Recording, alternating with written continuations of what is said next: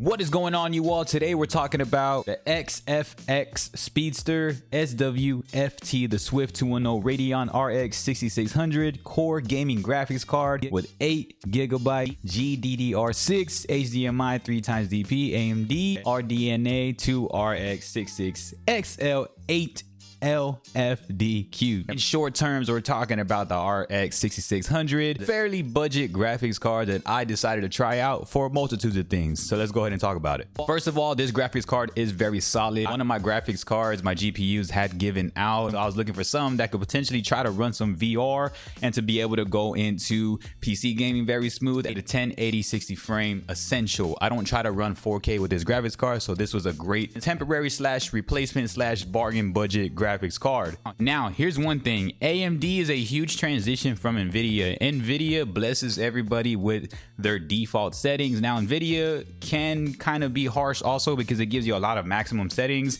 in which if you don't have that type of coverage or CPU or cooling essentials to really handle that, you might have to go in there and really customize those Nvidia settings. AMD, I have learned, especially this card, is a lot friendlier when it comes to graphics and just giving recommendations for the overall PC usage and for your overall workability and what you're doing with it. So here are some examples of what I do. I like to work on video editing. I create YouTube. I love to stream, and I love to game PC, and I love PC VR on top of Quest 2 wireless streaming and just Quest 2 gaming in general, utilizing casting. So there's a lot of things I do utilize this for, on top of it just being a workload computer, from videos and to just pictures and also schoolwork and more. As an adult professional, it hones everything what I'm doing. For those examples, if you are looking on to doing these types of things with this graphics card, is it a perfect card? Not really, but man, what it offers, and especially when I bought it, because all the scalping stuff is barely starting to go down now, this GPU price is still very much a bang for its buck in my opinion. I think it levels out well with the 1660 Super. I had a 1660 Super before I utilized this card. Now, this card does have little trouble sometimes with streaming and encoding streams. I utilize a dual PC setup, and so sometimes it can skip some frames, and sometimes it could really lag a little bit as far as wireless streaming when I'm doing virtual reality. PC gaming up front, if you're not trying to create content or anything, this graphics card is perfect for that. Now, like what I said, I don't push 4K with this card. I utilize recommendations on what they do. Now, AMD does have a huge learning curve to it. I noticed there's a lot of setting up to do when you go from Nvidia to AMD.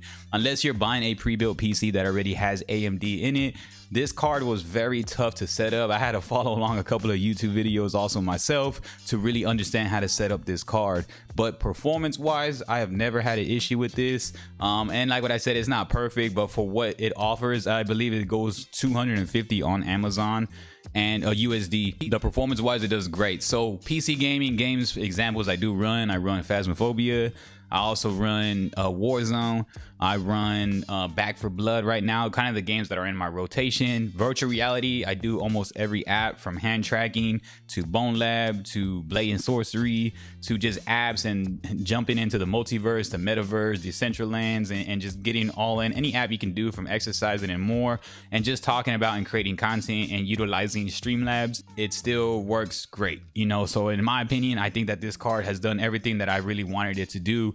It's more of a beginner type GPU. Obviously, it runs about in the $200 range. The reason why I feel like a lot of Nvidia cards were getting very expensive, and so I really transferred over to this. I took a leap on this. I did really want to get the XT, the 6600 XT, but it's a little bit more expensive. So this one right here, I felt was just overall the best bang for its buck, and it's lasting a long time, and it does a great job in optimizing everything that I want without going over the top and without being able to have so much GPU usage and not allowing just my CPU also to just burn out and go crazy. So I do have it into a dual PC essence, and these are the games that I kind of utilize it for. You can push a lot more frames. I know you can push up into the 70s and 80s, of course, all the time, but like what I said, I just keep it at a flat out. I'm very stern with just a 1080 60. The reason being is because a lot of people that are on my audience, they watch through their phone anyway, and I don't want to push 4K just yet. I feel as I grow as a content creator, maybe if I get more support, I'll be able to push more into 4K, but for right now, I really love the 1080 1080 60 frame,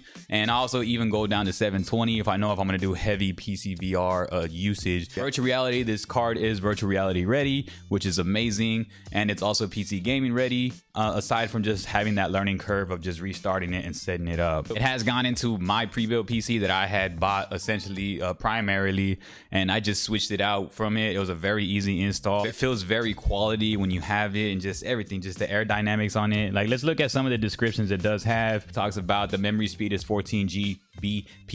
The chipset is obviously the RX 6600, and it's an 8GB memory, and the boost clock is up to 2491 megahertz, and XFX Speedster, and it's a dual fan cooling, which kind of like a lot of the bulk of what GPU cards come in. So overall though, if you're looking into getting this card, it is solid. It is a leap of faith if you're used to Nvidia and you don't want to leave that optimization that they have.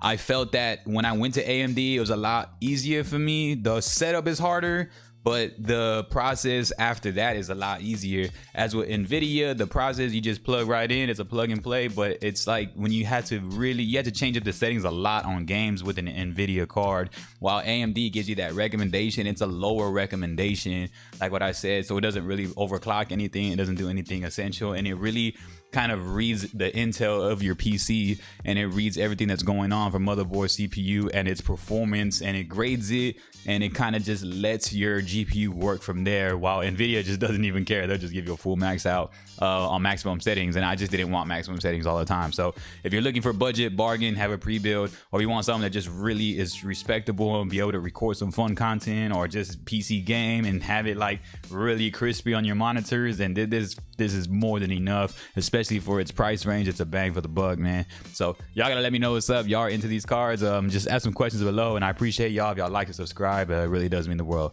Peace.